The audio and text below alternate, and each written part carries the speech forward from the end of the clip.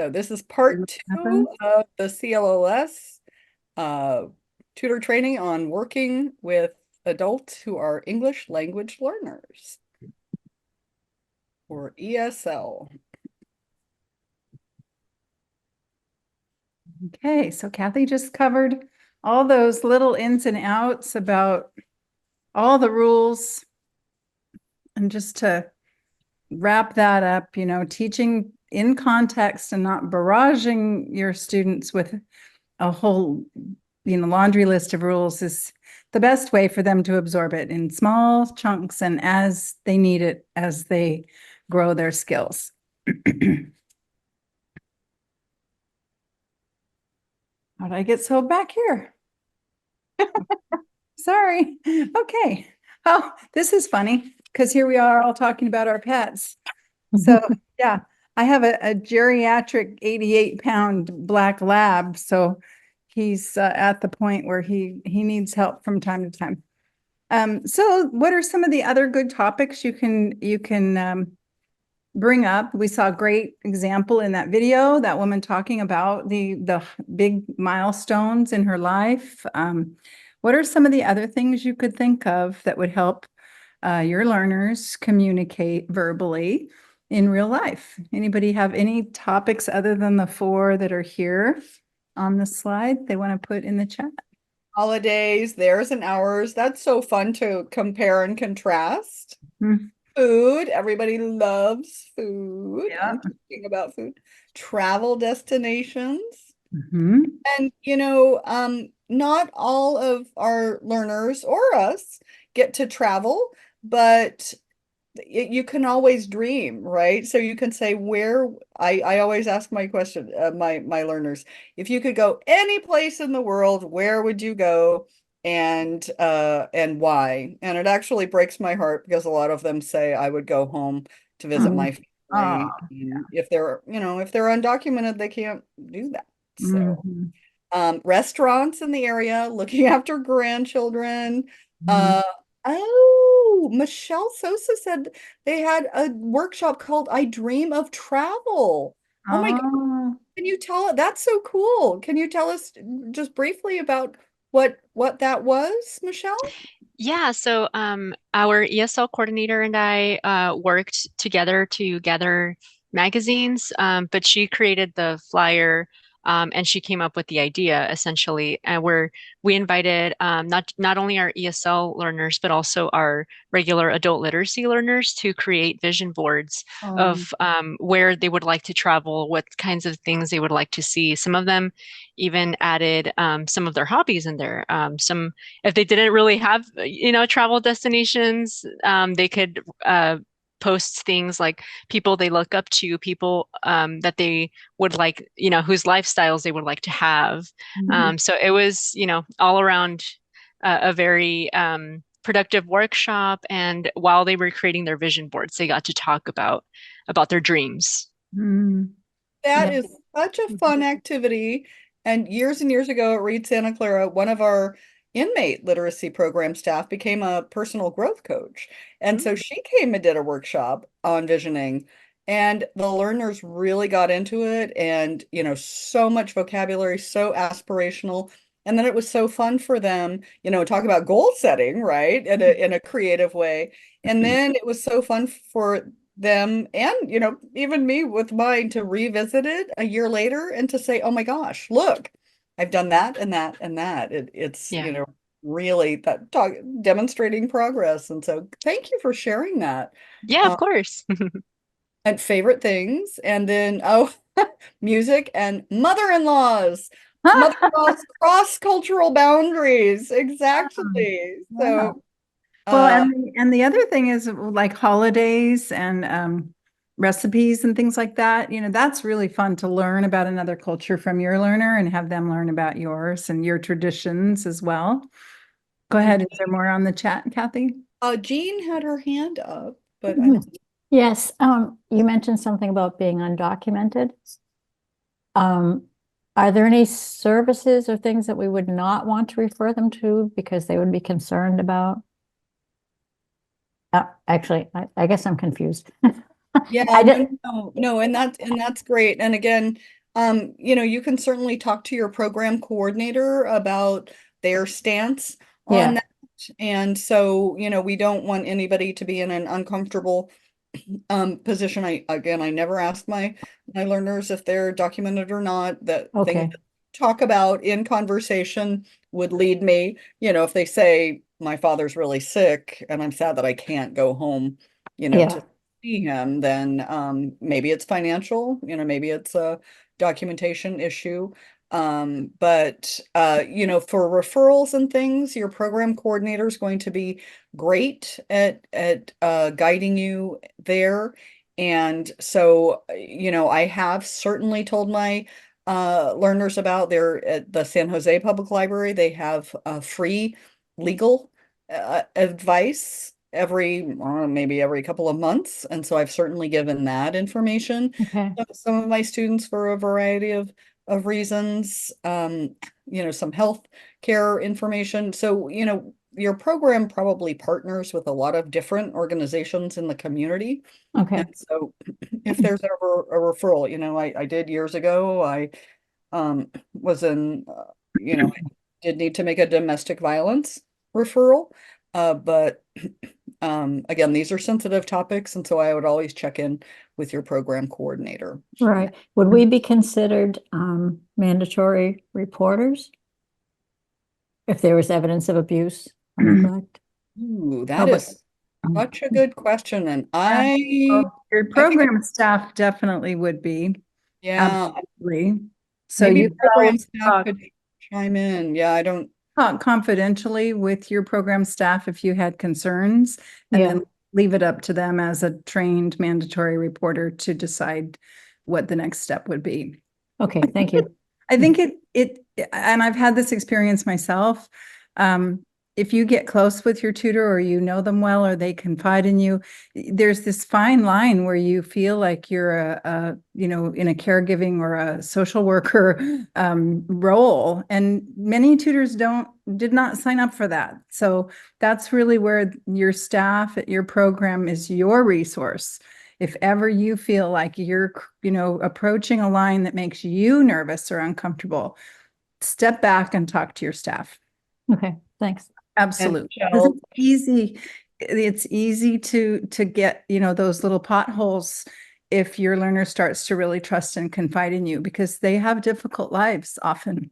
Mm, And, for many reasons, it could be, emotional, financial, like you said, abuse, something with their children, many, many things, so yeah. Catholic Charities, free legal services, Catholic Charities, wonderful. That's the organization. I'm very fortunate because when I teach my classes, they are for Catholic Charities. And so if there's ever anything that comes up, I say, Maricela, can you talk to the learner about that? So she's terrific because she's so embedded and knows about. And Michelle, absolutely to validate your point, we are so fortunate in California because we have all of these wonderful services for undocumented folks, and many states aren't that fortunate. And so I actually had a wonderful young woman who had a couple of kids, and her kidneys were failing. And so she was waiting for a kidney transplant, and she had to be on dialysis a lot and missed a lot of classes. And she said that she was so happy to be in California because when she had lived in Texas, she went to a doctor and the doctor said, if you want help with your kidneys, go back to Mexico. mm, I couldn't imagine that ever happening in California. I was just appalled. And so we are indeed fortunate to live where we do. And Cassandra, yes, food and celebrations and Mhm. Halloween. And, but again, so we bring, I love Halloween. My town loves Halloween. It's so fun to dress up and get candy and all of that. But one of my learners was of a particular religious persuasion, and that deeply offended her. I unwittingly deeply offended her, and she chose to stay home the day that we were going to be talking about Halloween. So, just being aware that things that you might not think are questionable or touchy can very well be, but the rest of us had a great time and we went trick-or-treating. So, Yeah. And just to kind of reiterate, and we did cover this in basic literacy, but staying clear of things like religion and politics and finances. And you don't need to have those topics as conversational topics because you certainly have plenty of other more interesting things to talk about that are more fun. and again, sometimes my students will ask me about the politics because we are certainly in an election year, and I, it's unbiased. I try my best to present a very unbiased picture of what's going on in our country because that's part of being in this country and learning the language is also Yeah. learning about the culture. An interesting thing came up with the learners that I am working with right now. They were, they've been filling out a lot of forms, and many forms require that they check a box identifying whether they're Latino or Asian or Caucasian or other or, Pacific Islander or whatever. And they're from Syria.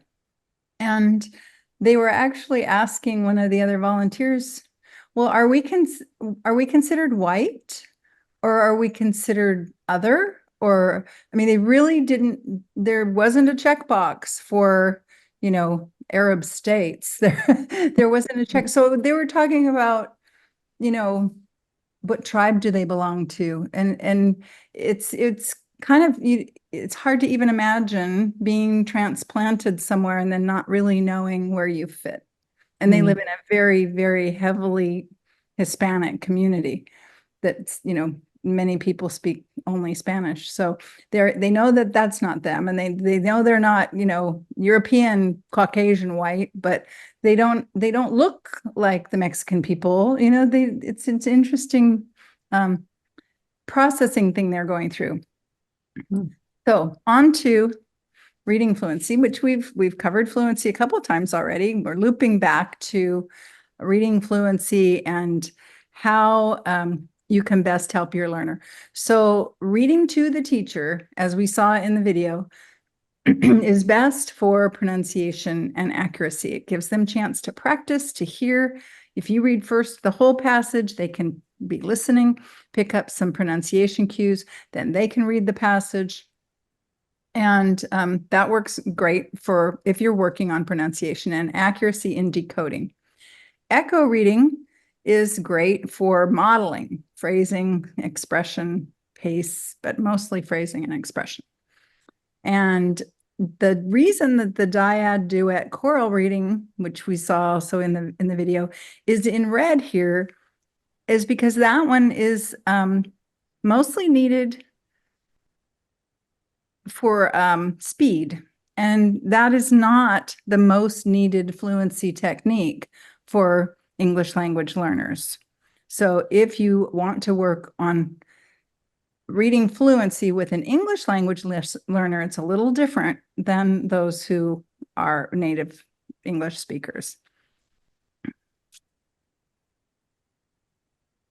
It's better to read aloud for accuracy and for echo reading for modeling and phrasing and expression, and not worry so much about the dyad reading.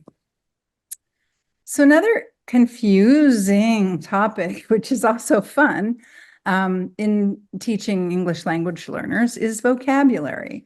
So these are some phrases that we've grown up with and we hear and we, throw around without a thought. But if you don't speak English well and don't have great vocabulary, these don't make sense. These do not make sense. So one thing is to actually talk about the topic of idioms in a lesson and make it fun and see if your learner or class has any idioms they use in their language, in their native language, and compare them.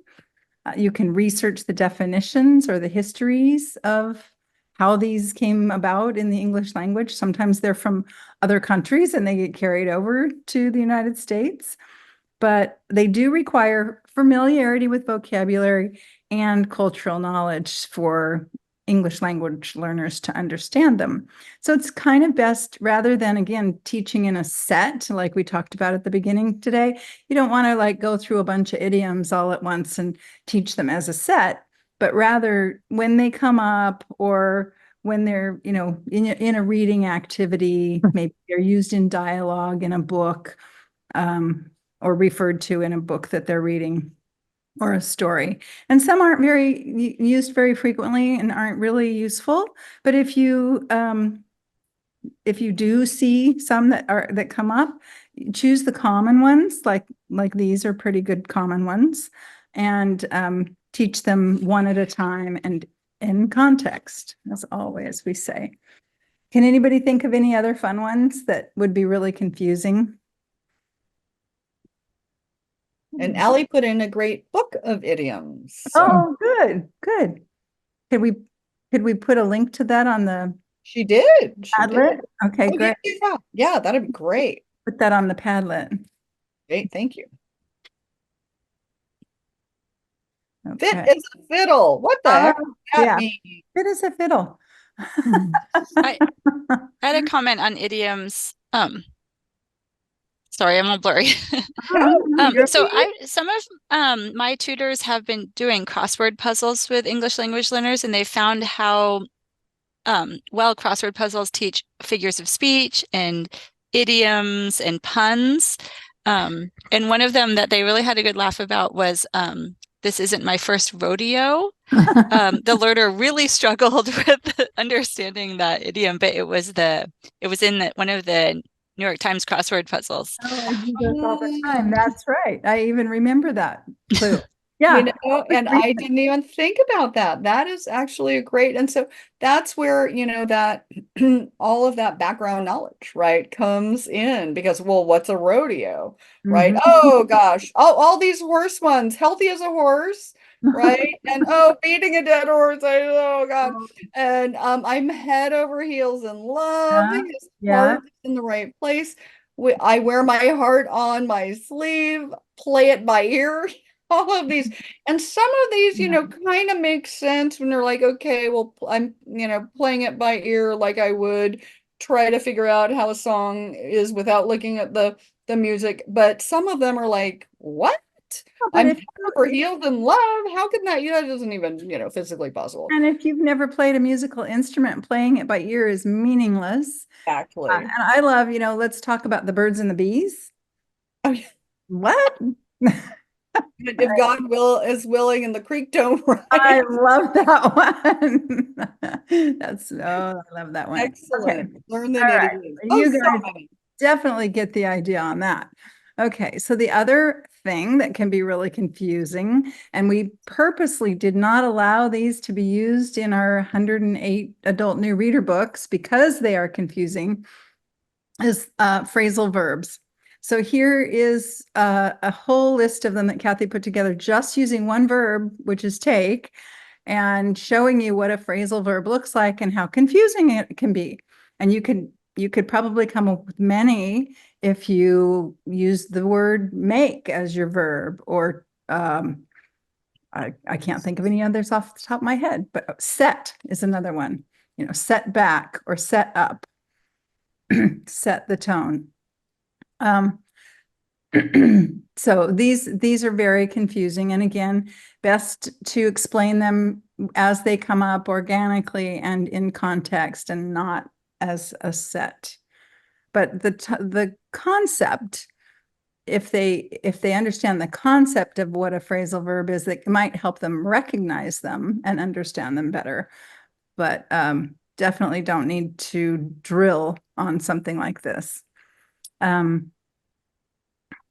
So more things to teach. There's so much. But the names and sounds of letters, this is where we pretty much started with alphabetics and when we were doing basic literacy, right? But learners have to know the names and the sounds of the letters if they want to read and spell in English. They have to. So long vowels are usually easier to remember because they say their own name. And you can teach those in incremental steps of difficulty, like starting by adding the silent E and keeping those short single syllable words, and then showing how that works in a 2-syllable word, maybe if the silent E is at the end of a 2-syllable word. And then vowel combinations. Those are a little trickier. Short vowels can be tricky. Who can just shout out if you want to try and pronounce the sounds of all of the short vowels? Just the sounds. Anybody? Try the Okay. R, E,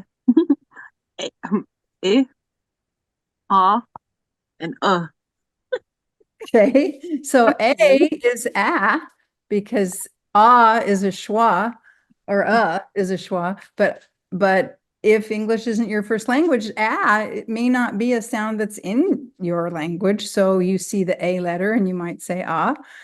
And I are so close together. It's super hard. If you look at a diagram of a face cut in half when it's producing all it is a tiny drop of the chin that changes that sound coming through your vocal cords. It's just this little oral cavity. And what I found really helpful, I had a learner who had a very hard time distinguishing between a short E and a short I. And not only pronouncing it, but spelling it and hearing it. It was just one of those hurdles for him phonologically. It was just a hurdle. But when I explained that when you make a vowel sound, nothing touches. All the consonants have contact with your lips or your tongue or your teeth, but vowels don't. The only thing that changes them is the shape of that hole. So, and where your tongue is in relationship to the top of your roof of your mouth. So sometimes using a mirror is actually helpful if they're having trouble differentiating. So silent letters obviously are confusing. Those sort of need to be taught as sight words that have silent letters. I know for me, Wednesday is how I say it in my head when I'm spelling it, because I have to remember to put that D in, and that's how I learned that when I was a kid. Some people have little tricks that they use to memorize these sight words, but doing flashcards or other things that will help them, having maybe pictures next to a word spelled out, practicing writing it multiple times, writing it in the air, whatever works. And then these digraphs like SH, CH, QU, PH that make one sound. Well, if a new learner is decoding, how are they to know that is not two sounds? If I look at PH and I'm a new learner, I might say pahone or nep hue or grap. And so teaching those up front when you're in that stage of alphabetics and decoding is going to help them immensely with their fluency. And, we always talk about how many exceptions there are in English. That's because English is just an amalgamation of many, many different languages. And that's why our rules have to be broken all the time. I used to tell that to my learner all the time. Like, there's always going to be exceptions, always. So another thing is questioning and answering. When you're in a situation with a learner or a classroom, who usually asks the questions? Teacher. Mm-hmm. And so who provides the answers? Student. Mm-hmm. Students usually respond to a teacher's question, but it's really good to teach your learners how to ask questions as well. So some of the ways you can do that are by providing the answer and having them formulate the question after you've read a text and you're doing maybe some comprehension exercises. That could be a fun way. So using that example of the cat sat on the mat, you could say, I'm going to give you the answer and you're going to phrase the question. So if I said the cat sat on it, what question would you come up with?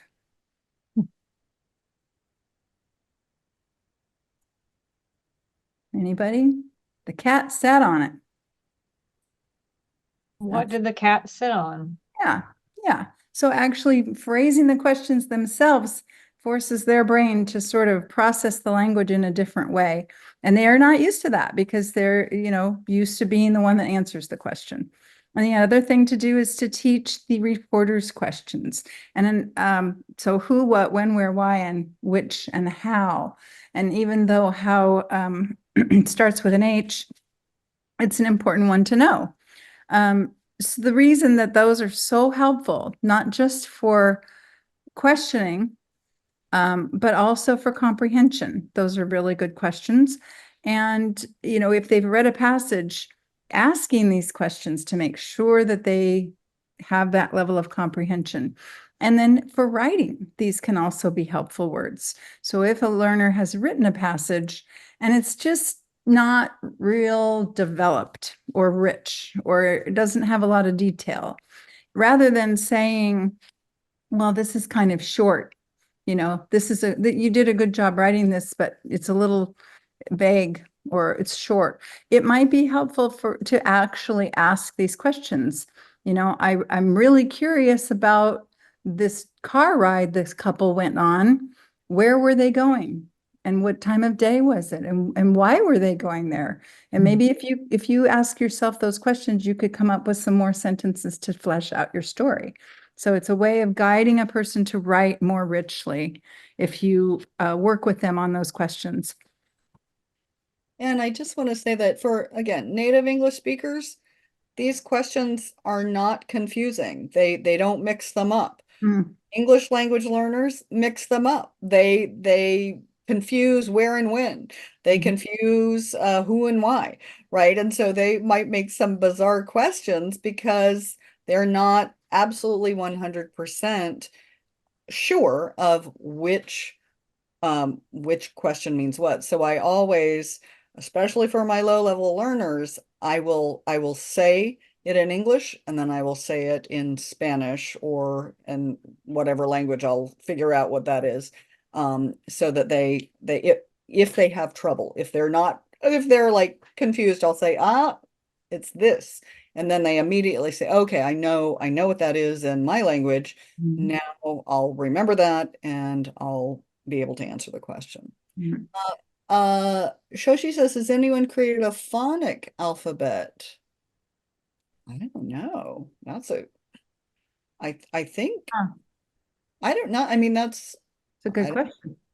I know that like Spanish is a much more phonetic language than English, right? When you can pretty much sound out Spanish. So I don't know, Shoshi, that's a great question. Should look into that.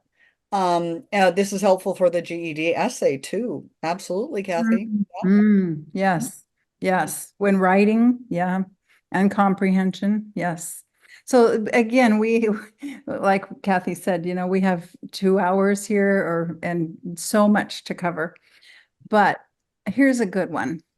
How many of you have heard of the KWLN chart or strategy?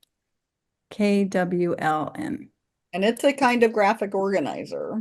If you look at the bolded words here on this chart, on this graphic organizer, you can see that the K stands for no, the W stands for want, the L stands for learn, and the N stands for next.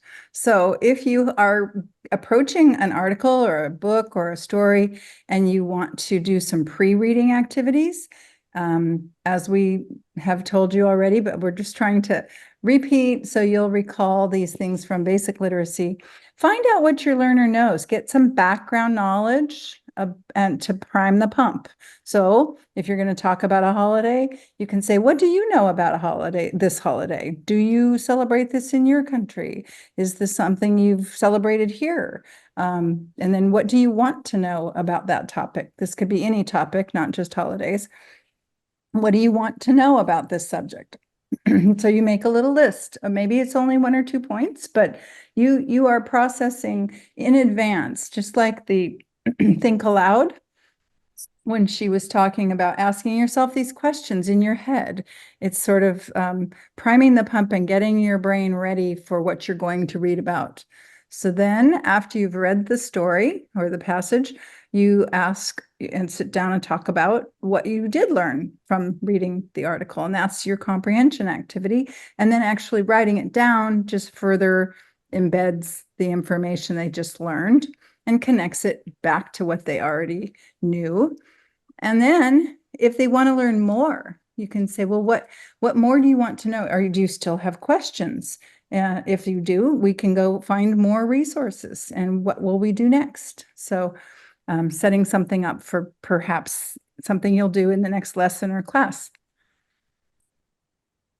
So that's where your unanswered questions would go. And any other activities that they want to do could be in the what you will do next. And so maybe you'd like to plan a menu for your next Thanksgiving together. And you can also write a list comparing and contrasting your holidays after you've discussed it. So this KWLN graphic organizer is on the Padlet, or will be, and is great, can be used for many different things. Anytime you want to help your learner organize their thoughts or pre-teach something. And here's another one we've talked about a little bit. This can be really, really difficult for people that have just come to the United States because sadly, there's, every office, organization, employer, doctor, everywhere you go, you have to fill out forms. And it's not really that straightforward because each form can be slightly different from the one before.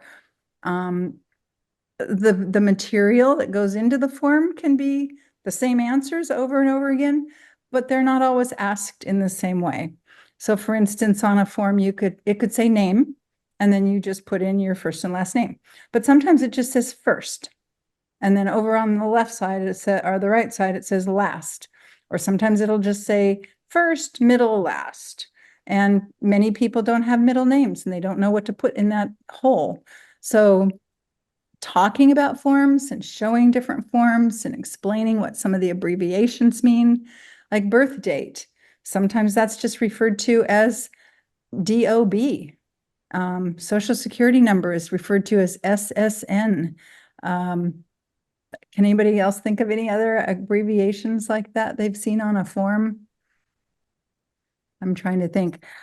Also, this has come up a lot for me in the last year is abbreviations in mailing addresses. So when my learners moved to this country, they were saying their address as Belmont CT. And the way they pronounced it sounded like city. So they were saying Belmont City when it was really Belmont Court, CT, period. Mm-hmm. And they they just didn't even realize that it was really an abbreviation.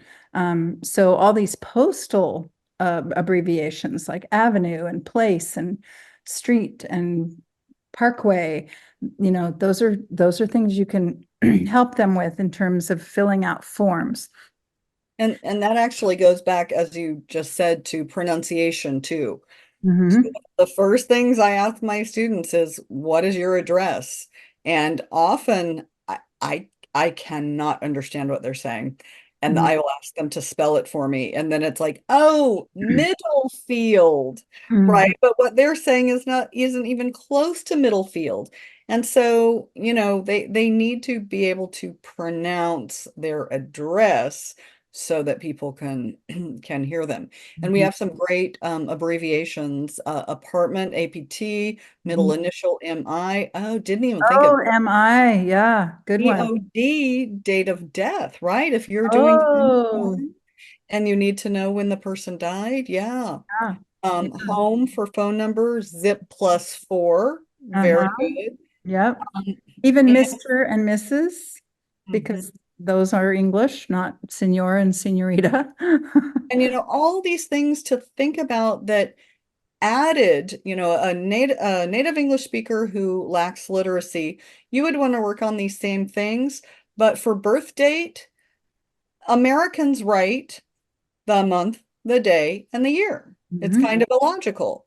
Europeans and in places in other country, right? The day, the month, the Mhm. year, Mhm. right? So you wouldn't have that conversation with a native English speaker, but you would have that conversation with an English language learner because they might write the month and they might mix up the day and the month of their birth date because they're doing it the way that they've always done it and the way the rest of the world does it. And not all forms have that little clue where it says DD/MM/ or MM/DD, and then the digits for the year. That's right. Yeah, and titles. And one that came up recently was the word spouse instead of husband. Don't even know what a spouse is. So we looked that up, and it comes from Latin or Greek. That's all I know. But yes, and then the other thing is the alignment of the cells. Sometimes you're supposed to write above the little hint. Sometimes you're supposed to write below. Sometimes they give you enough room to put your address on one line. Sometimes you're supposed to put your street address on one line and the city, state, and zip on the next line. It's if you can imagine, having just arrived here and having very limited skills, these forms are difficult. I spent at my learner's first medical appointment, we spent 2 hours filling out forms. And it wasn't because she's not smart. It's because all of this was new. And each form, even in the same office, was slightly different. So it was for a TB test, to get a TB test and a physical for a school district job. And it was a lot of forms. And sometimes, they say uppercase, all uppercase. Yeah. Yeah. And so it's like, well, what's uppercase? And Mhm. Chandara, yeah, also help them spell their names when they're on the phone because it's hard enough when you're in person and you have the visual cues and you can kind of read the lips, but everything becomes that much more difficult on the phone, right? And Mhm. so I actually ask my students, I say, okay, your home practice tonight is call me. I'm not going to answer, and I would like you to leave a message telling me your name and your phone number, and then a message. And so that's a real life. That's a good one. That's great. I'll just bring up one more thing about forms is if you're doing an online form, you get to the end of the page and you click continue or next, and you can't continue or next. You don't know why. You go back up and you see a red field that hasn't been filled out. They don't always understand that. They don't always know what the hangup is, or that the asterisk means it's not an optional field. And that's another word that comes up on forms, optional. So I always tell them that means it's your choice. You don't have to fill that one out. But if it has an asterisk, you do have to fill that out. Those are just inside tips that we take this stuff for granted. It's shocking. So this is a really good topic that Kathy works on with her classes, and it's important to discuss these things if you have a need with your learner to broach any of these topics or just create a lesson around it. What is 911 for? Why would you call 911? How do you get help in an emergency room? When do you go to an emergency room versus maybe going to urgent care? What's the difference? And if you end up in an emergency room because someone else took you there, what would you expect to have happen? How is that paid for? This has come up recently with my family because they didn't know that if you are taken to an emergency room, they have to treat you. It's covered by Medi-Cal. So, and what to do, for instance, if they see a car accident or if they get hit in traffic, what should they do? What's the expected thing that people should do? Do you get out, you show them your ID, you exchange phone numbers or insurance companies? There's protocol to that, and that could be something you could teach. Job interviews are another thing. Amber, we had like just a shout out in our last class, and some of the other things they talked about that are topics like this that you could discuss, or several in one lesson. Amber alerts. Do people know what those are for? And, when they're driving down the road, what does that mean when they see that huge sign? Or what to do in case of a fire or an earthquake? And, if they take public transit, what to do if they encounter somebody behaving strangely on public transit? How to report medical emergencies like fires and crimes and accidents, and how to provide information in these situations, which goes back to what Kathy and one of the others in the chat said, is being able to clearly say your name and your phone number and your address. Those are like survival techniques that you really do need to know. And So it can be, in America, it's a crime to leave the scene, of an accident, especially if you caused it, right? You have to stay there. And a lot of people wouldn't know, especially they're like, I'm afraid, I'm just gonna go. So, mhm. oh, we have a great comment. These are great points for coordinators too. When helping a learner set goals, start with health and safety. Great idea. Yeah. That's good. Yeah, you could do a whole workshop on this, really. You could have, take them through, do role playing or dialogue activities in a short workshop for learners, or do it with your learner one-on-one. These are all I don't know, years ago, I don't know if it's still available, but Cathay Retta did a wonderful curriculum on talking with the police in your community.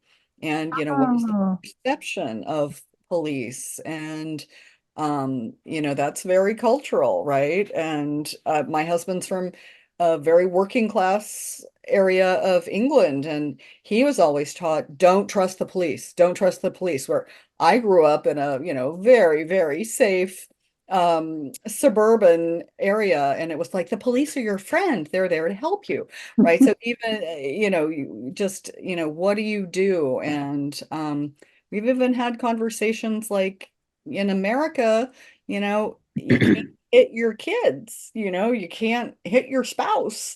That is a crime in America, and in other cultures it isn't. So you need to know that that is not okay. mhm. And Yeah. the police will come. So Oh, I'm a little bit afraid we might be frightening our new tutors. Hmm. Mostly helping somebody discover stuff about the United States is so fun. What's is. Halloween? What's pickleball? What's a mall? So it's mostly not It's true. It's very, stressful, life-threatening Oh, legal stuff. So no, thank there's you. joy oh, involved. absolutely. Absolutely. But no, these are life skills though that will help them know how to respond or feel capable of acting independently if they do encounter something. Mm, yeah. So yeah, And- small And doses. again, based on experience, my learners have encountered all of these things. So, Yeah. Yeah. Michelle, Yeah, I was just going to say that I agree with you, Kathy and Marilyn, because just about a week ago, I had a tutor ask me about whether or not it was okay to assist a learner with learning how to navigate when they receive a letter in the mail asking them to enlist in the military, because it sounds scary, but it's like something that's routine. So that's definitely, these topics are very worthwhile to explore. And it doesn't mean you're giving legal advice. You're just showing them like this is the law, and you can always explore it. Let's look at what is required of us, and you're not offering them advice. You're just like reading from the Mhm. government websites and whatnot. Yeah. Yeah. thank you. Yeah, and a lot of this, comes from learner request. Yeah. So Yeah. it's they come to us and say, hey, I saw this on the street, or I saw it in a movie. Is this really the way it works? Or so yeah. And Thanks. one resource that we mentioned earlier today is the Oxford Picture Dictionary, and it has a lot of these kind of real life situations depicted in it. And Kathy's going to go through a really detailed explanation of how she created an entire lesson plan around a fun topic, grocery shopping. But there are other topics in there like going to the doctor or, things like that. So that could be a really good resource. And Nicole, I agree with you. You don't want to be making people feel unsafe or like it's a dangerous world, but at the same time, they're real life adult situations, and this resource is actually a good way to introduce some of them. Yeah, Great. when I got the Arabic version of this, my learners were flipping through and looking, oh, dentist office, oh, doctor's office, oh, car repair. They were excited. So yeah.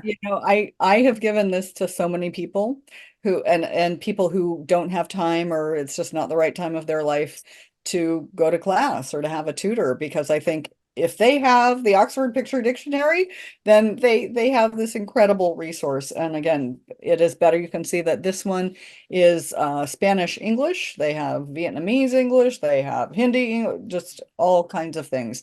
But so I like to create my own lessons. I just think it's fun, and I can build them around what's going on in my learners' lives and what we've already studied and what I know we're going to be studying. And so I use the Oxford Picture Dictionary as a basis for those lessons all the time. And so I wanted to just share with you some examples, and I won't go into huge amounts of detail because we're going to put these up on the Padlet, but I just kind of wanted you to, I don't mean to overwhelm, but I want you to get a sense for all the different kinds of activities you can do with your English language learners, even just using this one resource. So this is the grocery store lesson, and it has lots of great vocabulary. It doesn't have everything. I actually ended up adding a few words that I know that my learners use and would be interested in. But so basically for home practice, the week before we're going to be starting this activity, I would ask them to look at these pages, and I would say, just please look at the pages, familiarize yourself with the vocabulary, look at the words in English and in your language, and what are the people doing, right? Just think about what are the people doing. And so then when we first talk about it when we're together, I say, okay, what do you see? What do you see in this picture? And so at that point, it can be, there's a woman in a red shirt and blue pants. That's right. There's a woman in blue. So it's not even necessarily a sentence. I see bananas. Okay. Or somebody might just say bananas. And so we just kind of get a feel for what we're looking at with the pictures. And then I would practice. We've already learned the present continuous verb tense. And so what are the people doing? Okay, what do you see the people doing? What are the people doing? Well, the man is putting something on the shelf. The woman is taking a snack, right? And so we start creating some sentences. And so then we look at each word and we talk about what it means, and I pronounce it for them, and then I ask my learners to repeat it. And if the learner doesn't pronounce it correctly, then you can keep practicing and make sure that the learner pronounces it. Sometimes it's just a tongue twister for your learners. I have one learner in particular, and she just has a very hard time pronouncing things. And so, on the fifth or sixth time, it's like, you're close. That's close. We're going to keep working on it, and we move on. But so that's how we would introduce this lesson. And then I might say, what do you buy any of these things? And we just talk about it. And so then and as I said, I have 5 different levels in my beginning level class. And so I will create things at different levels. So I can only show you one level on a screen, but so know that if there's a higher level story or activity, that there are also going to be lower level ones as well. Sometimes I make 3. I usually don't make all 5, but I quite often I'll do 3 versions of something. And I am going to explore this year with Chat GPT helping me with that, because I've always just done it on my own, and I'm really excited to see what Chat GPT can come up with. So Kathy, yeah, can I say one thing? please. Kathy has been teaching ESL classes for a long time. And I don't want any of the new tutors here to think that you would do this level of prep for a one-on-one lesson. Kathy is a teacher extraordinaire, as you probably already have figured out. And I think sometimes tutors think, oh my God, this is so much. Do I have to do all this? And no, you're still going to take baby steps and go back to some of our lesson planning slides and talk about that, or think Yeah. about that with your coordinator. Okay, that's all I want to say. No, thank you, Marilyn. That is a great point. And yeah, I just created this because I was actually having fun with it. I was like, how many different lessons and how many different activities could I actually come up with for this one thing? And so some of these you may say, nah, I don't think I'd want to do that with my learner. And then some you may say, you know what, I like that. I think I'm going to try to replicate that. So this is and honestly, I have never done all of these activities in one thing. And so it's just a variety of thing. It's a smorgasbord for you I to love choose. that. Yeah. So, and introducing them. So, here is descriptive writing. So I just created a story that basically described what was going on in the picture, in the story. So it's purely descriptive. And when I do this, I take the opportunity to reinforce vocabulary or skills that we've already worked on. And so we had already worked on the colors. And so I wanted to, turquoise was a challenging word for them, but they really wanted to know what that was. So I said, I can stick in the turquoise word, and that will remind us of that color that we have studied before. Mhm. Then I could ask them questions, right? All of those who, what, where, when questions. How many customers are in the grocery store? 8. My lowest level students would say 8. My highest level students, I would expect to say there are 8 customers in the grocery store. So then I might have an activity that talks about the different sections. So if you look back to the picture, right, they had meat, poultry, seafood, dairy. And so I don't know about you, but anytime I go into an unfamiliar grocery store, I rely on looking at those section headings for where things are, and even in a grocery store that I am familiar with. So those headings are very, very helpful. And if I'm asking them to put an item, a grocery item, under a particular aisle heading or section of the grocery store, that's also an opportunity to think in English and to do some critical thinking skills. And so we're working on a lot of different things. So, so I would say, okay, what section of the grocery store would hot dogs be in? Okay, and pretty much they'd all say meat. Salmon and crab, that's a little more difficult, right? Because salmon is fish and crab is seafood. But my learners love to eat seafood and they love to eat fish, so that's an important distinction for them. They want to be able to know what that means on a menu or on a website or when they're choosing a restaurant. And then we do a little comprehension check and a little discussion. And so now we have complete sentences. In which section of the grocery store can you find donuts? This might be home practice, right? And again, not all of my learners have the time or the space at home or the ability to do homework, but some of them do. Some of them do it every single time. Some of them never do it. And so we always review the homework in class so that everybody is on board at the same time. And so again, my lower level students could write one word answers, bakery, snacks. My intermediate level students in the beginning class might say in the bakery, in the snack section, right? The prepositional phrase. And my higher level students would write complete sentences. We had talked about close activities or fill in the blank activities. You can do those for whole words that are missing, but you can also do them for missing letters within words. And so again, this is helping learners with spelling, right? And with decoding and reading, but also helping them understand the relationship between letters and the role that letters play in a particular word and the sounds that each letter makes.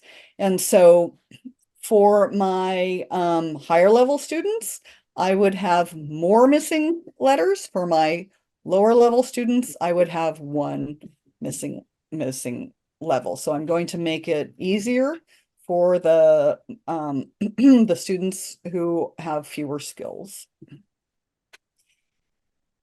This again is a comprehension activity or a vocabulary activity. So we've talked about what the words mean. We've read stories that help them understand what the words mean. We've had activities to help them understand the meaning of the words. And now this is just a straightforward match the vocabulary word to its definition.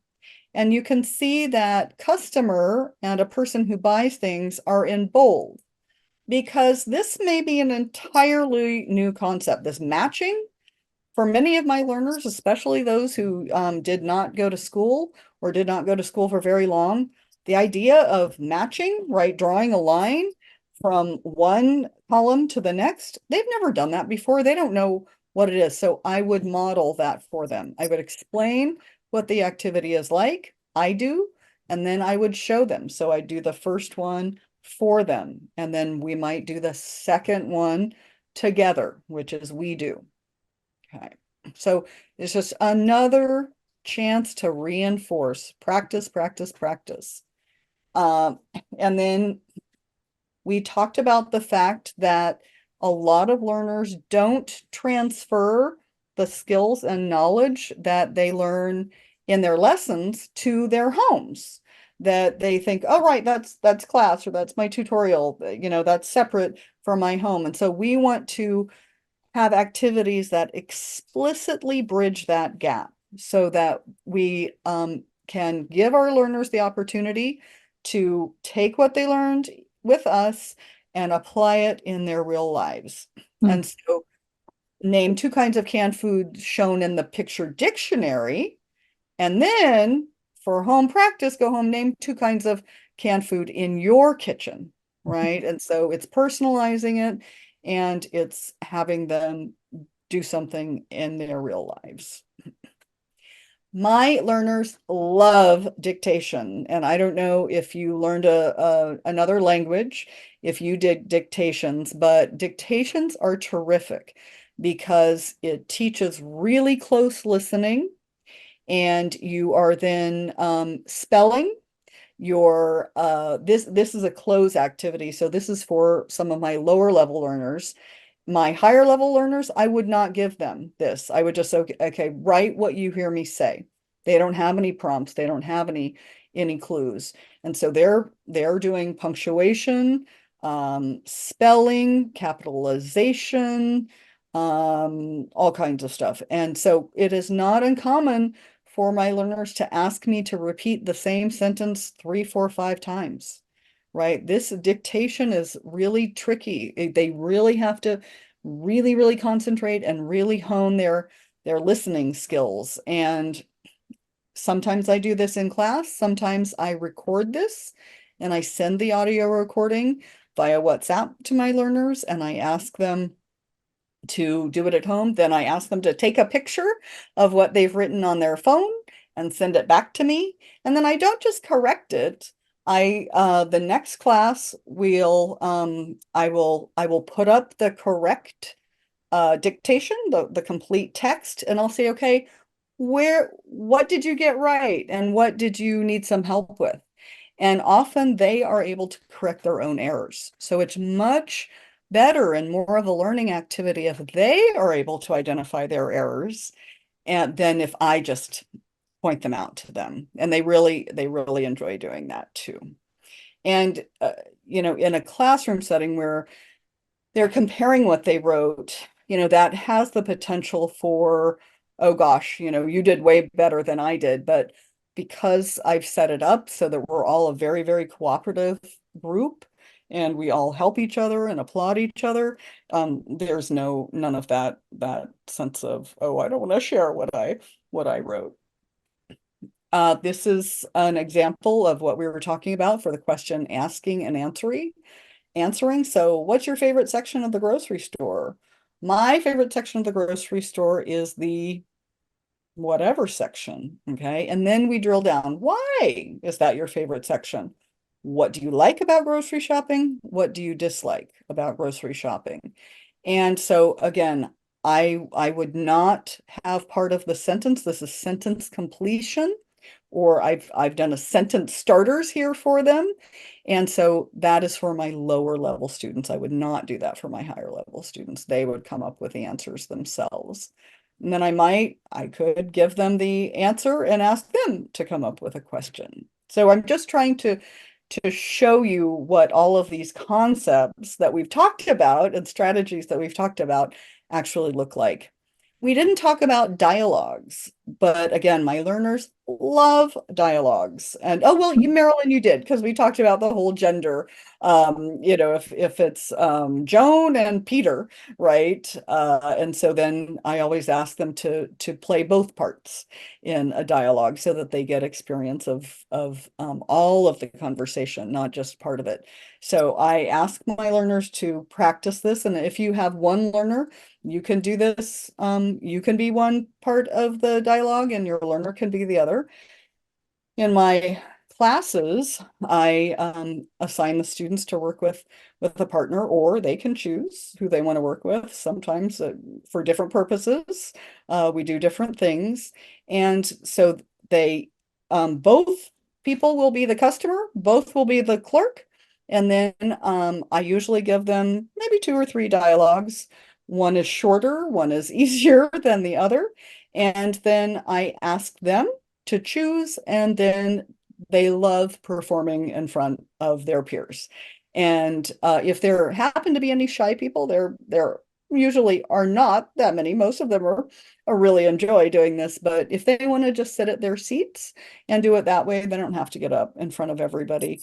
Or if they choose, they say, I practice, but I don't want to perform it, that's fine too. Totally fine. In a one-to-one tutoring session, of course, the dynamic is different. But I try to have real conversations, not stilted conversations. Some of the dialogues that you see in some of the textbooks, and I know in some of the early language learning that I did, I was like, whoever would have that dialogue? Nobody says those things. So you want to make sure that, these are really things that you might do. And that week I actually had this exact conversation with somebody in a new grocery store that I visited. So it is authentic. And anything else about that? No, I think. And again, sometimes I'll enlist my husband and I'll ask him to play the part for me, and then we'll record it, and then I send the recording to my learners. Yeah, Jeannie. Oh, are you on mute?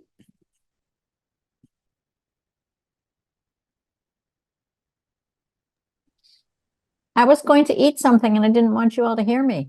Oh, I saw you resting your head. Is it crunchy potato chips? No. Please snack away, Enjoy. I'm sorry. Go ahead. All right. Okay. And then echo reading. So, echo reading is when you read a phrase or a sentence and then your learner reads the exact phrase back to you, mimicking you as precisely as possible.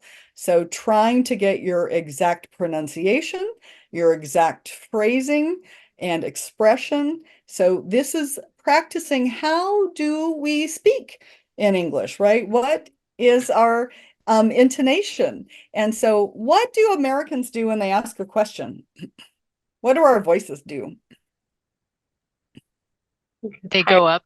They go up, right? That isn't the case in all languages. And so things like that, you know, we're really modeling how Americans truly do talk, and we want our learners to try to practice that. Mm. Because I have been doing this for over 30 years, in a classroom, I can hear, right? I can be like, you know, this person needed some help with that. And so, you know, it comes with practice for you to, you actually, your ear gets in tune, right? It can be hard to differentiate and to hear those differences when you begin, but the more practice you get, the easier it is for you to really hear, you know, who needs help. And I don't make a big deal out of it at the time. I make a mental note or I write something down, and then I invite that learner to do some extra practice on that. So this is kind of combining close with dictation.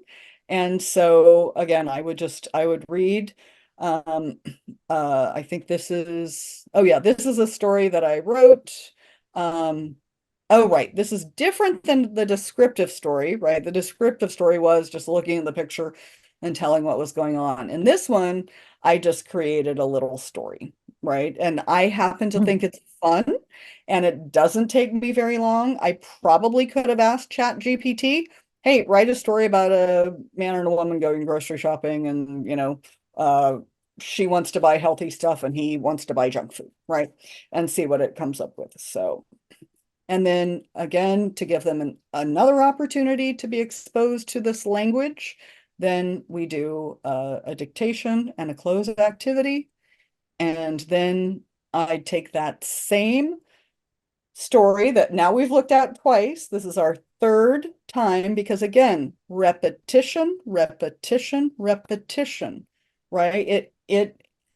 I am always surprised by how much repetition my learners need, but I shouldn't be, because when I'm trying to learn a language, oh my gosh, I'm the worst. It just takes me forever. I need to be exposed to something over and over and over and over and over again. And so in this activity, we're going to do a grammar activity and a verb tense activity. And so we've changed, and it's instead of every, this is kind of what we did with that play earlier today, every Saturday morning. Now we're going to say last Saturday morning. So if I say, okay, in the past, what would we use? Last Saturday morning. And then went is an irregular verb, right? We don't just put ed on go. We change the entire word. And then I also point out this sentence, Ray loves to go to the bakery to buy baked goods. Does anybody know why didn't that change? Right? Other sentences in this paragraph, they changed from the simple present to the simple past, but this didn't. It remained. Ray loves to go to the bakery and buy baked goods. Why did that not change? Because he always loves to go to the bakery, not just that one time. Exactly. So anything that is a true statement or a habitual action is the simple present verb tense, right? Mm. So this is a way to teach that in context, right? Okay.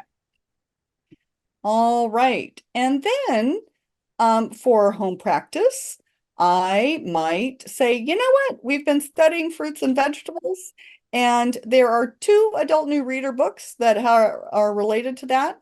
And so could you please, for home practice, read Bob's Tips for Fresh Food and The Farmer's Market? And then of course, and sometimes I might record these for them so that they have the audio as well as reading. And then, of course, we would read it in class because not everybody probably had a chance to read it at home. and then we talk about it. So that is just a lot of different activities. I have never done all those activities for the grocery section, but I wanted to show you what all the concepts that we've been talking about look like in practice. And so what are some other activities that you could think of that would help learners take in, process, and remember grocery store vocabulary and help them understand the experience of shopping in an American grocery store?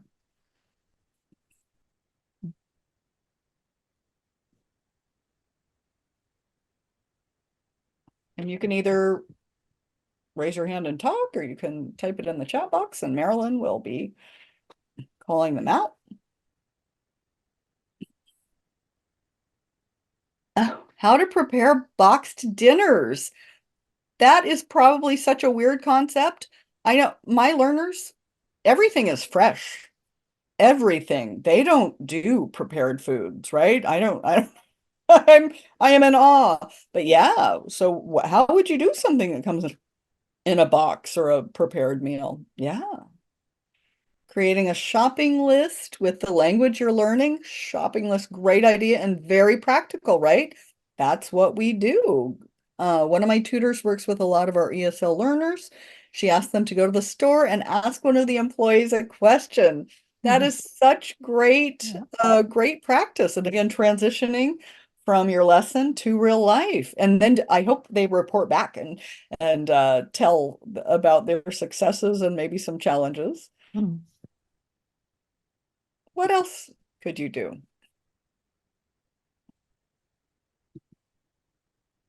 Has anybody ever gone grocery shopping in another country? It can be very different, right? What are the differences? How is grocery shopping in another country different than America? Nicole, Michelle, do you have some ideas? I was thinking, I was in Hungary once, and Hungary is difficult because I don't have any inroad into the language. And I imagine it would be true in Asia also. It was hard to even figure out which stores sold food. So once we walked into like a sewing supply store, because based on the pictures on the outside of it, it looked like maybe there was going to be things for sale. So anyway, so it's all hard. It's all hard and it's all new. Yeah, I remember Marilyn was talking about the salmon paste tube.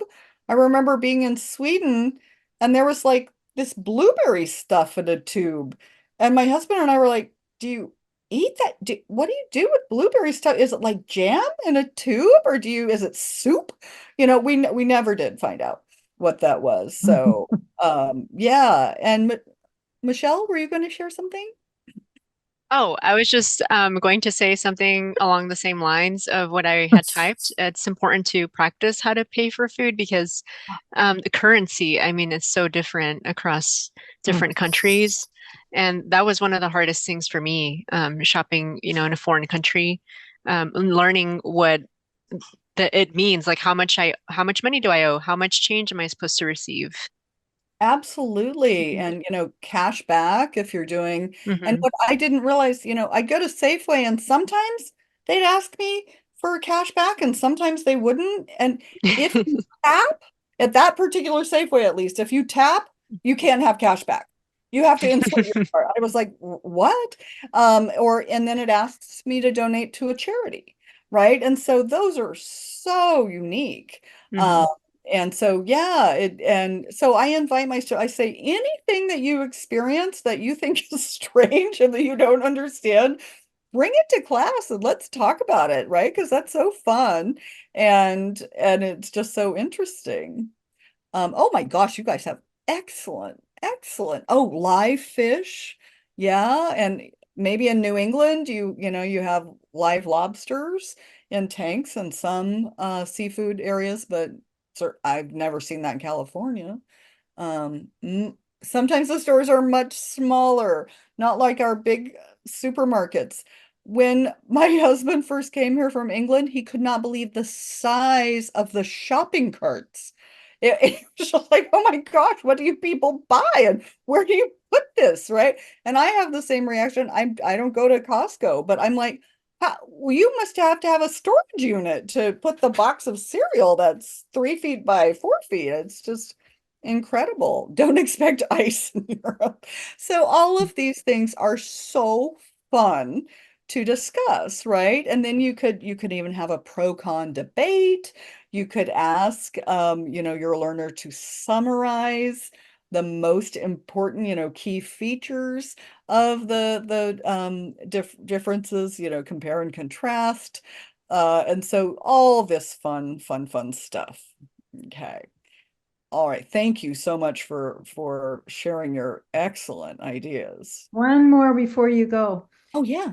Well, Mara had a good comment about, knowing most of the words for food, but she never thought to look up deodorant or shampoo or, toothpaste or conditioner. Sometimes when you're traveling, you do run out of things and you need to go to a weird little store and you don't know how to ask for, and that's how you end up with denture tablets instead of Alka-Seltzer. Because It's true. And I mean, I've had the same thing with like first aid, or if you're traveling, maybe you need some anti-diarrheal, stuff, or stuff like that. And so you want to make sure you're getting the right stuff. And so this all becomes very, very important. Yeah. Oh yeah, you guys have such great comments. The difference of definition of a market is different for us than the outdoor markets and stalls and stands and Farmers market, yeah, supermarket, all of these. Yeah, absolutely. So many good ideas. Yeah. We're going to go to the market, but it may be completely different when you say that in Mexico or some other. I know. Well, when I go, there's such beautiful produce and, just really interesting things. And I love to go to markets. And my husband's like, why are you looking at vegetables? Why are you? It's like, because it's so fascinating and it's gorgeous and food is culture, right? And so it gives you real insights into the country that you're visiting. And certainly it's the case in America. So yeah, somebody said they suggest taking a field trip. Does anybody, I don't do anything online really, but I know that Safeway, you can order online and then you can go to the spots close to the door and just pick stuff up. So that might be something that some of your learners are interested in. And that's a great activity because you're combining digital literacy with other kinds of literacy. One of the activities I always do around Thanksgiving or Easter is I have my students plan a meal for 6 on a budget, and I bring in the printed ads from grocery stores. So they're thumbing through those ads and it's hilarious, and and then they present it and they do the math, right? And they figure it out and who gets closest to $50 and did you include flowers? And it's just a really fun activity. I think you need to increase your budget. I know, well, I realize that well, you're being sensitive. I understand.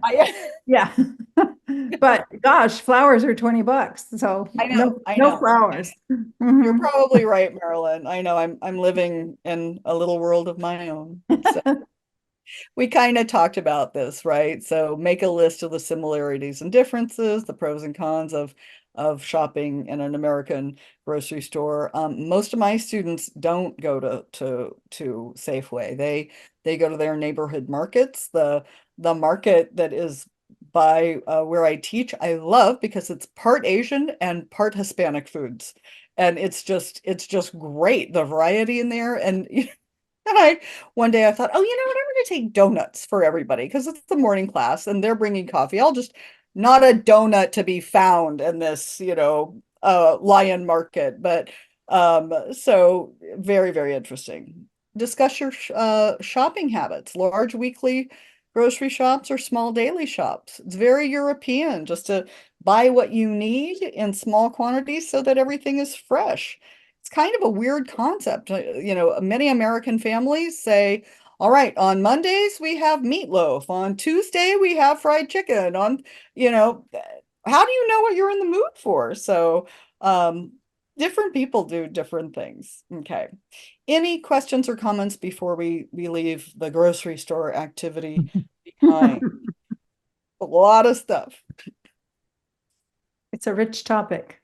It is. All right. So some of you may, many of you may be working one-to-one with learners, but as far as I know, most programs across the state have long waiting lists.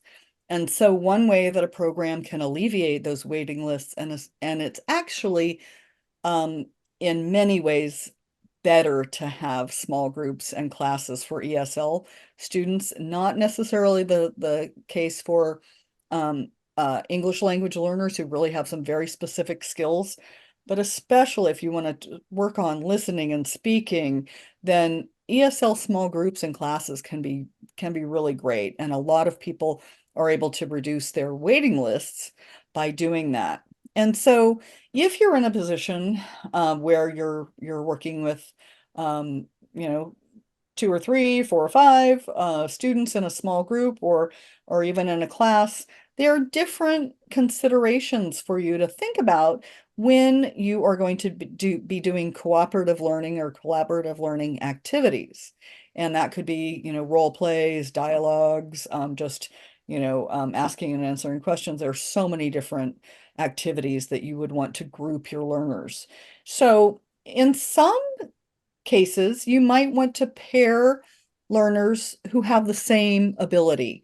If there's a task that requires certain abilities and skills, then you might want them to be evenly matched, okay? And then in other activities, you might want to pair a stronger learner with a weaker learner because the stronger learner acts as a peer tutor. And we know that when you teach something, you reinforce your own learning. And so it's great for improving your own skills and reinforcing your own skill. It also just makes your learners feel terrific when they're able to teach something and they're able to share their knowledge and skills. Don't always just do pairs, right? Because in real life, we're not just only talking to one other person, right? Sometimes we're talking to 2 other people or 3 other people, or if you're at a party, it may be a group. So be sure to, you know, mix it up and have groupings of higher numbers. And then sometimes you can just say, okay, you know, so-and-so work with so-and-so, and it's just completely random. Other times you want to be very, very intentional. Oh my gosh, those 2, you know, just sit and, you know, they're just speaking in Hindi the whole time. You know, I'm going to separate them and, you know, make sure that they get to know another learner and get to practice their English more than their Hindi.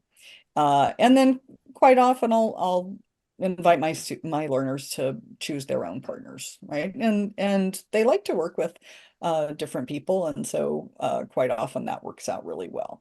So any questions or comments about grouping learners?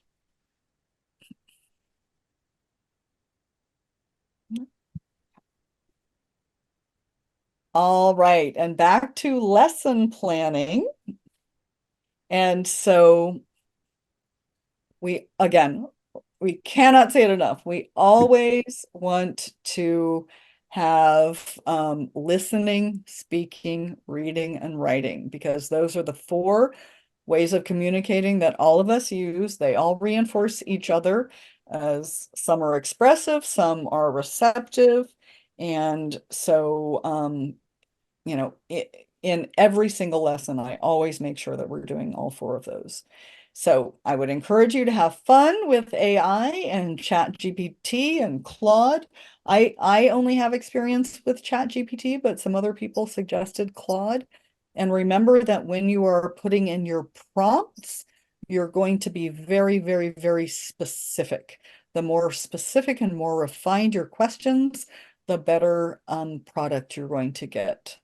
And then home practice. We've talked about the fact that not everybody can do it. And so I always check in with my learners and say, is this something you want to do for home practice? Do you have time to do? And it's always, if they do it, then that's great. If they don't do it, no big deal. We're gonna talk about it anyway. And so for multisensory approaches, there are some strategies or techniques that you can try that really incorporate physicality, rhythm, that get that are very creative. And so one is called total physical response. And so has anybody worked with or tried total physical response when you're teaching? No? Okay. We're going to have a video of an example of a class doing total physical response on Padlet. And so this is where you actually incorporate movement and real life activities. So if I were the teacher and I would give all my learners glasses, okay, and I would say, pick up the glass, and all the students pick up the glass, okay. Put your glass in your left hand, okay. Put your glass in your right hand. Drink from the glass. Put the glass on the table. Okay, so you're actually acting out actions and activities while you're saying them and while you're hearing them. So it's a very powerful way of learning a language, especially for very, very low level learners, because they're not just hearing it or seeing it, they're actually doing it at the same time. So there's a really lovely video that we'll watch. Ursula.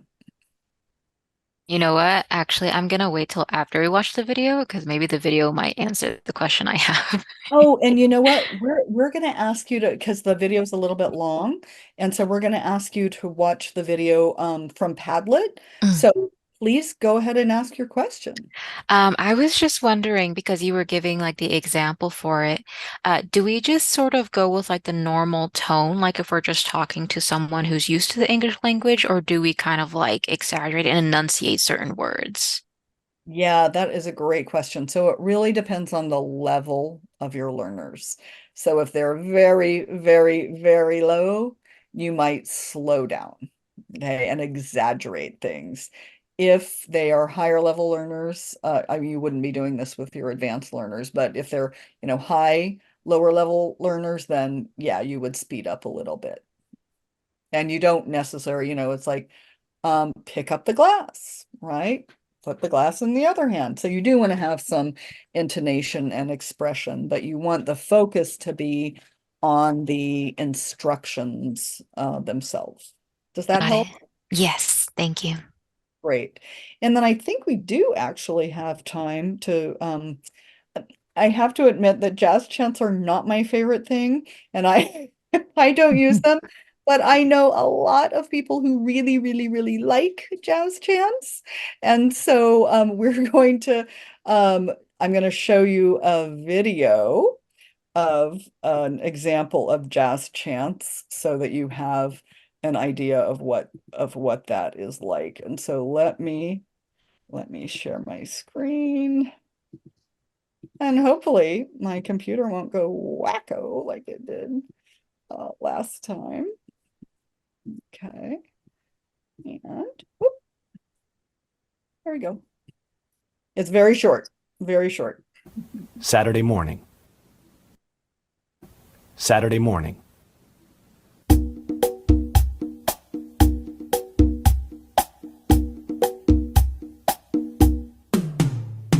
First, I called my mother. We talked for an hour. Then I played tennis, went home and took a shower. I went to the kitchen, made a cup of tea, took out my English book and studied carefully. I finished all my homework without a mistake. Then I decided to take a little break. I sat down for a minute to watch TV, fell asleep, and woke up at 3. Oh, somebody put in the chat, Stephanie said it's rapping, but rapping isn't always so enunciated.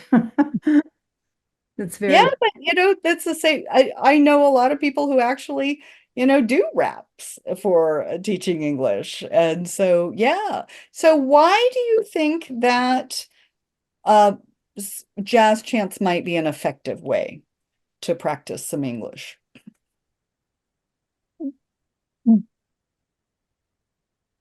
Tactile kinesthetic Yeah. stuff. Yeah. Mhm. Music, Mhm, catchy, music, yeah. rhymes. Yep. Mhm. And notice how it got the beat first, right? Before any English was spoken, the beat came. And so I don't know if you were tapping your toe like I was, but yeah, easier to memorize words with rhythm. Absolutely. So, a song will come on that I haven't heard for 20 years, and the lyrics immediately come back to me, but I cannot remember what I had for breakfast. So it's that rhythm. The music creates a rhythm, helps to get them out of oh, that is so interesting. Helps to get them out of concentrating so hard. That's such a great point, Phyllis, because sometimes your learners just concentrate just trying so hard, trying too hard. And sometimes you're like, just breathe, just relax, don't overthink it, just do it. And so that is I had never thought of that. That is such a great point. like the grouping too, because you do that sometimes when you're reading, you'll scoop under a phrase to help with fluency, and that's doing it auditorily. It's great. Yeah, absolutely. So loosens them up, right? Makes it fun with music. So there are a ton. There's a book actually called Jazz Chants, and I am completely spacing on the name of the woman who pioneered this. Oh, it's Carolyn Graham. Thank you. Thank you. And so, yeah, so many people love this. My colleague Amy Prevedel just, had great success with jazz. Really? Yeah. So try it, maybe your learner will like it, maybe not, but it is. Andrew sounded like Betty White. I know it's a very distinctive voice in that. And in all the different videos, I just Googled jazz chants. There are lots of different voices, and so the rhythm is and some of them, there was one, it was like what I do in the morning or something, and it said I get up at 7:30, and then it shows a picture of a clock at 8, and I was like, whoa, wait a minute. You have to have a picture of a clock at 7:30. So I didn't show that one. So, as with any material that you find on the internet, look at it carefully and make sure that it is accurate and does what you want it to do. Okay, so we'll go back to the slides. And yeah, I would encourage you to take a peek at the what am I talking about? The other one that is just right here. Total physical response. Yeah, those Yeah. are both on the Padlet. I just put them up. Thank you. Thank you. So we are. Stephanie has a great comment about bringing in a drummer or another musician to accompany the jazz chants, or asking if someone in class has a little set of bongo drums or that. Oh my gosh, that would be so fun. And I know, like, in my community, there are a lot of drumming circles and people who have these equipments, and your children's department might, I know a lot of them have some musical instruments that they do different events and activities with. And so yeah, and you could even, yeah, just do it with your fingers. So that's great.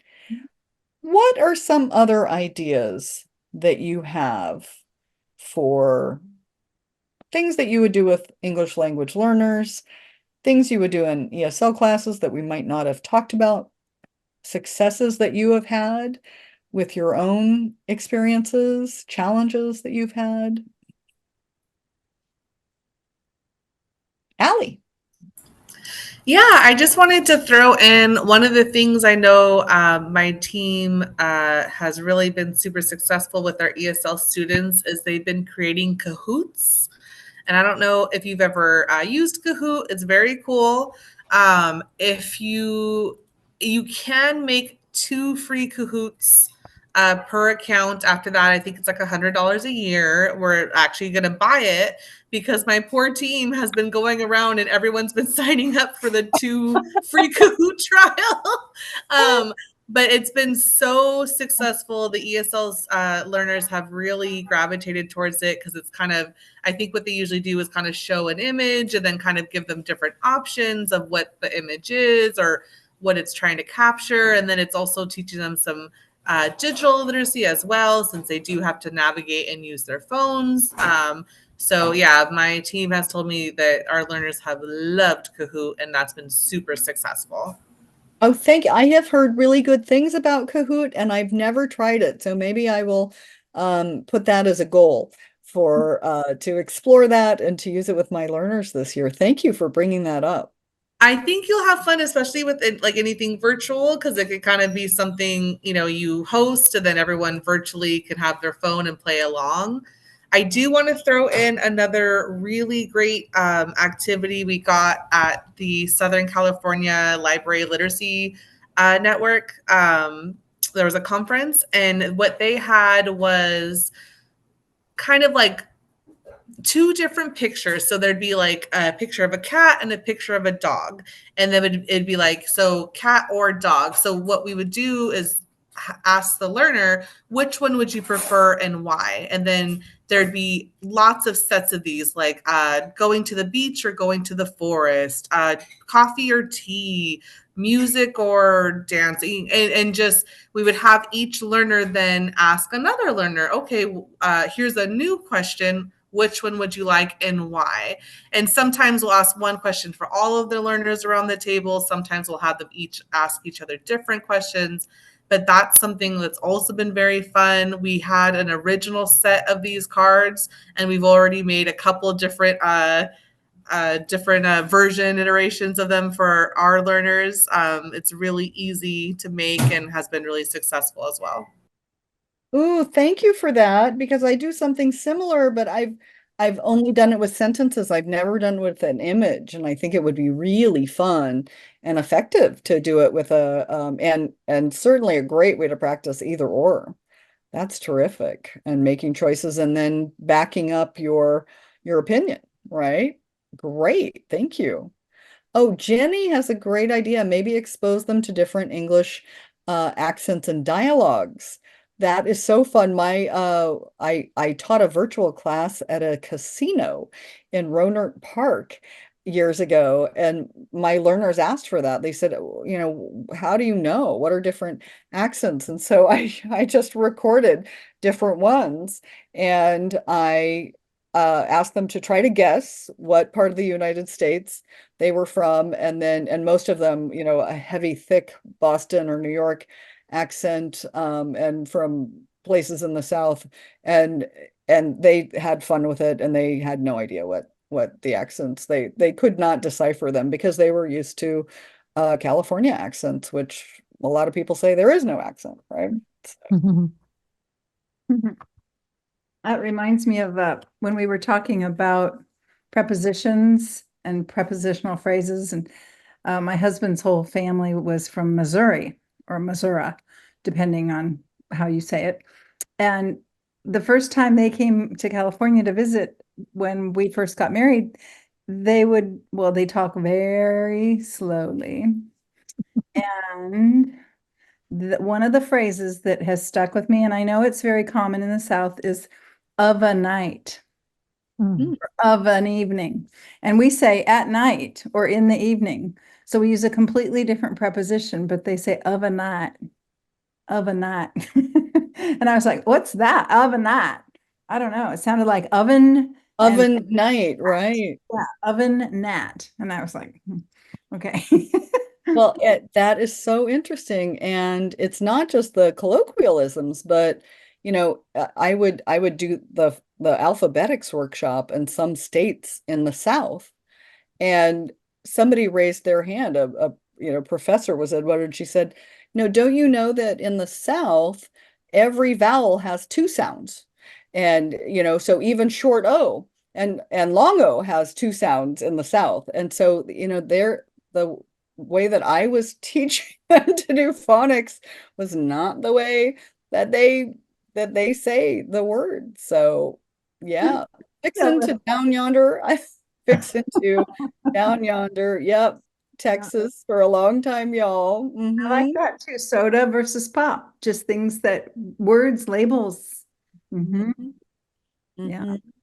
Yeah, so you can have fun with that, sneakers in some parts of the country and tennis shoes in others. So, and I use that often in the Oxford Picture Dictionary. I'll say, like, in California we say this, but in other parts of the country they might say this. So, anything else that you'd like to share?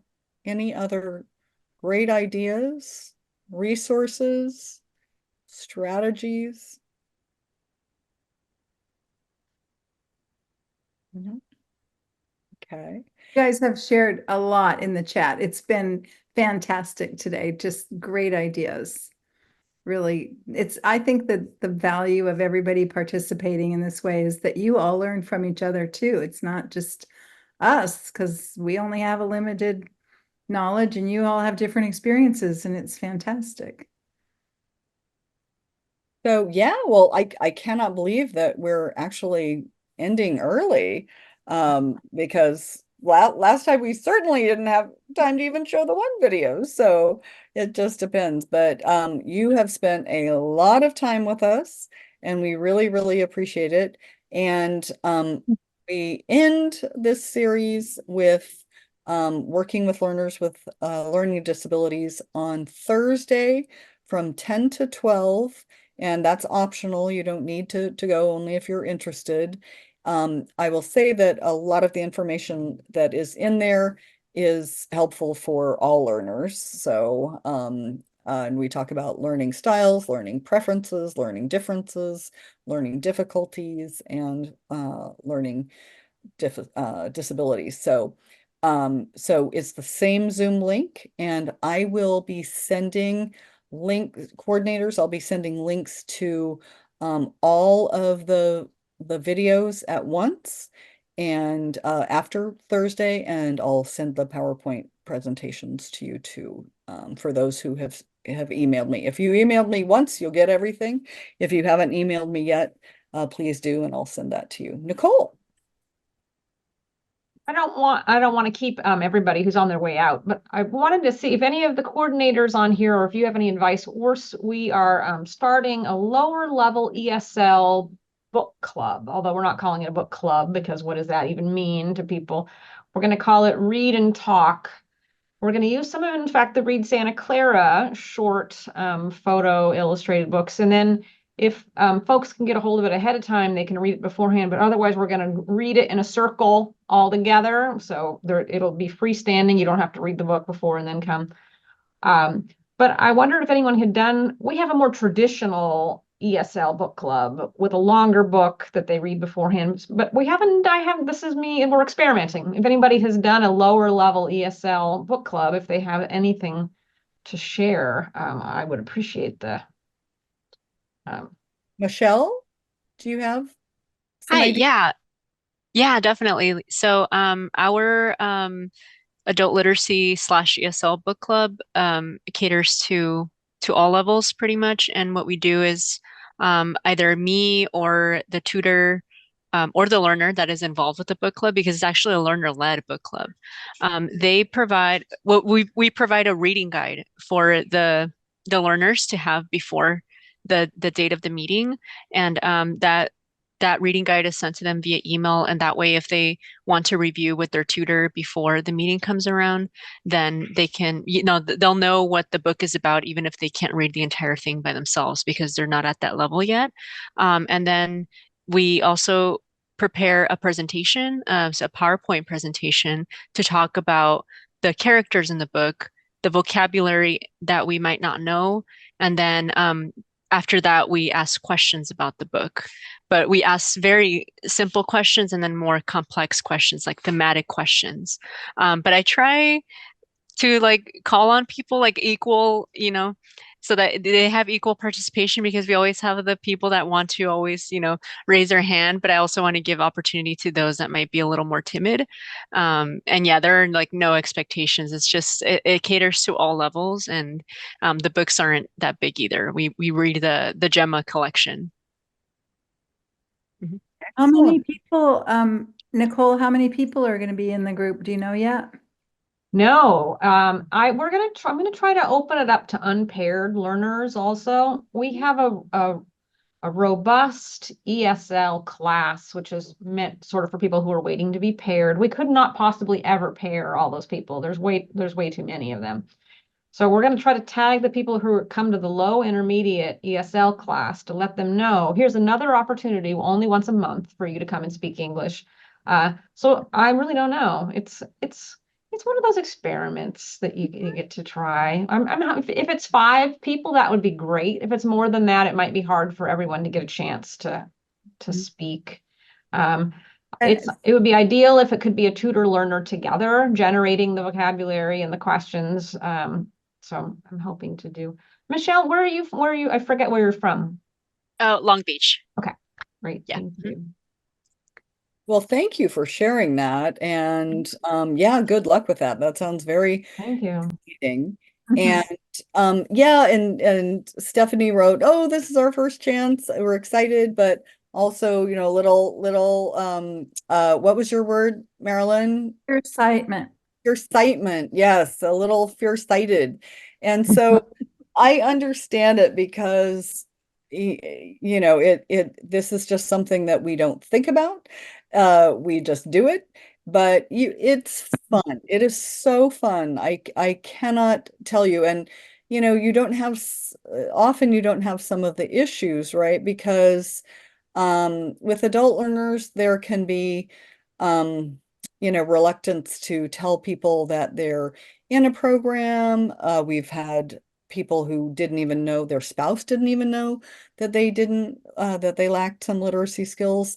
With ESL, you typically don't have a lot of those issues, because why would you know English, right? You grew up in a totally foreign country, right? It's all like, yay, everybody applauds you and is so excited because you're going to learn another language. And so it's quite often just so joyful and so fun. And so I would just encourage you to embrace that aspect of it, and just learning about another culture, sharing your culture and the language, and things will come up naturally, organically over time, and you will never run out of ideas. Never, ever, ever ideas or resources. And so, yeah, don't sweat it, Michelle says. Yeah, and it's super fun. And it is. And so, oh, you don't want to give them your heavy New York accent. That's so funny.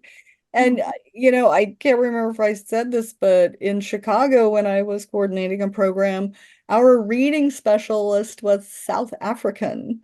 And so she had a South African accent, but she was incredibly successful at teaching our adult learners who were 99% African American. So, it can be done. It's a little mystifying, but it certainly can be done. And a New York accent is a fine accent. So, yeah. Yeah. All right. Oh, Michelle would kill for a New York accent. Well, and it's another affirmation that you can be a good communicator with an accent. So they shouldn't be ashamed of their accents or their differences in the way they pronounce things, as long as they can be understood.